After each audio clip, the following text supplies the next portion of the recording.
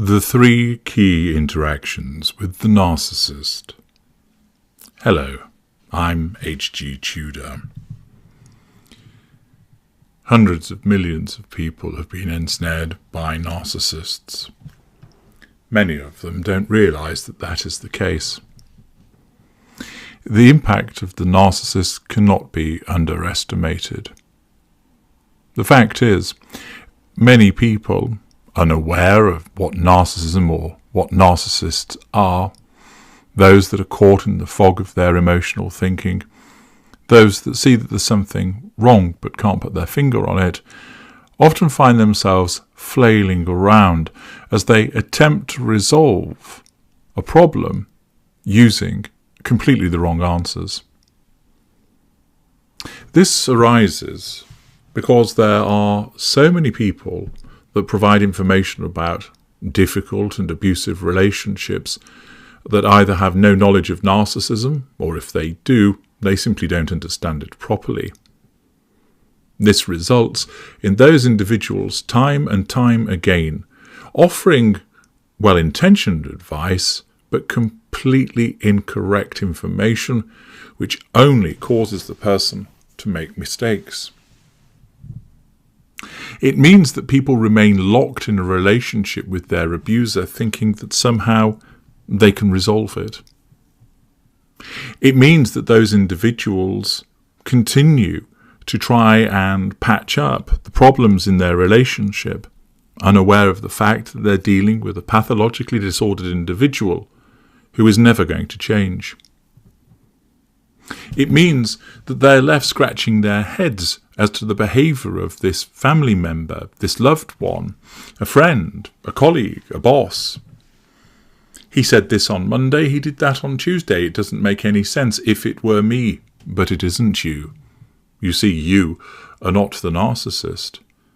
And you, understandably but incorrectly, seek to solve the problem by applying your own world lens to it. A common example is, for instance, the narcissist tells you on Monday evening how much he loves you, and then on Tuesday he's horrible to you and tells you he wants the relationship to end. Nearly every single victim approaches that situation by saying this, or words to this effect. He said he loved me on Monday, so if he loves me, why does he want to end the relationship on the Tuesday? He said on the Monday that he was completely in love with me, and then he just wants to end it? It doesn't make any sense. Why would you end a relationship when you love somebody? I don't get it.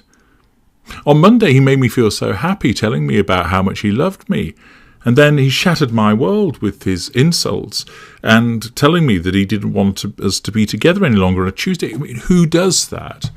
Why would someone behave that way? It doesn't make any sense.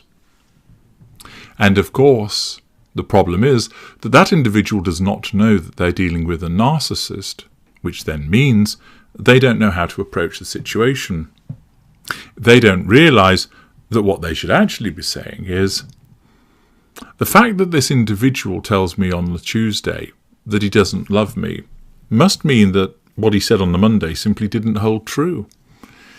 If he's telling me on the Tuesday that he wants the relationship to end, then he clearly didn't mean what he said on the Monday.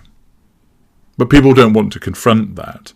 They don't want to lose the relationship, even though actually it's a terrible relationship. They don't want to admit that it has gone wrong. They don't want to lose out, because once upon a time they had the golden period and everything was wonderful and amazing, and they expect that they can somehow return to all of that. These are, of course, all mistakes. The fact is that there are so many providers of information about relationships who happen upon the dynamic between a narcissist and a victim and get it utterly, utterly wrong.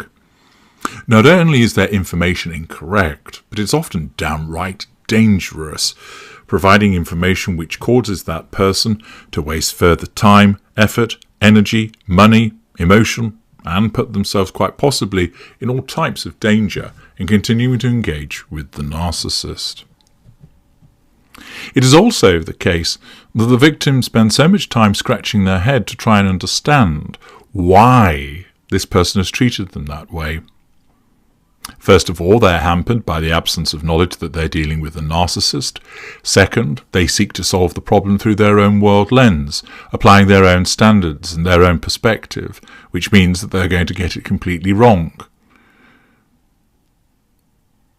You don't think like a narcissist, but you need to understand how the narcissist thinks and functions and operates and interacts, for then, although you won't like it, and you may even struggle to accept it, you'll at least begin to understand. Because you need to understand and be ready to understand. It's a combination of those two things. You need the information that gives you the enlightenment, and you need to be ready to receive that enlightenment. Not everybody is ready. Not everybody is at the point at which the information will take hold. It's a little bit like planting a seed. For some individuals, they're attempting to do so in the middle of winter when the ground is hard as iron and there is snow all around. The seed will simply not take. On other occasions, you're doing so in lush, fertile soil in the springtime. You need to become ready by reducing your emotional thinking. You need to become ready by accessing the right information, finding the right seeds, if you will. And thus the conditions need to be appropriate and the information needs to be absolutely spot on. That's why my work rises above anybody else's in understanding when it is appropriate for you to attempt to understand and to furnish you with the most effective tools to enable you to understand. One of the key aspects of gaining understanding is to fully comprehend the nature of the interaction between you and the narcissist. You may think it is about this or about that. You're going to be woken up. You're going to have your mindset changed. Your interactions with non-narcissists make sense. But with the narcissist, you're often confounded, confused. Why did she behave that way? What did he mean when he said that? Why has he reacted in that way? It doesn't make sense with regard to the circumstances. Access my information, and you will understand that you, the victim of a narcissist, whether familial, romantic, social, business, neighbourly, whatever it might be, only ever have 3 interactions. That's it. 3 interactions with the narcissist. Everything you do, everything you say, every involvement you have with the narcissist is broken down into one of 3 interactions. And you need to understand precisely what those 3 interactions are so that you no longer go off using information which is irrelevant or redundant, that you apply precisely the understanding of how a narcissist regards you and why the narcissist interacts with you. This information opens your eyes to understanding, finally understanding, how it is that the narcissist interacts with you, and thus you are able to make sense of why the narcissist said what they said, why the narcissist did what they did. As I state, you won't like it, but it's not about liking it, it's about understanding it, because with understanding comes the ability to lay those questions to rest and to move forward as part of your no-contact regime. Accordingly, you must understand what those 3 interactions are. And you can gain today that information by clicking on the link in the video description and for a small fee obtaining the 3 interactions with the narcissist. Join hundreds of others who have similarly accessed this material and found it to have enabled them to see the dynamic between the narcissist in a completely different way, that it has cast to one side the concerns, that it has dispelled the confusion. Bring enlightenment for such a small fee, and it will help you understand your nature of interactions with all of those narcissists, past and current. And with that comes the warmth of freedom. The link is in the video description. I'm H.G. Tudor. Thank you for listening.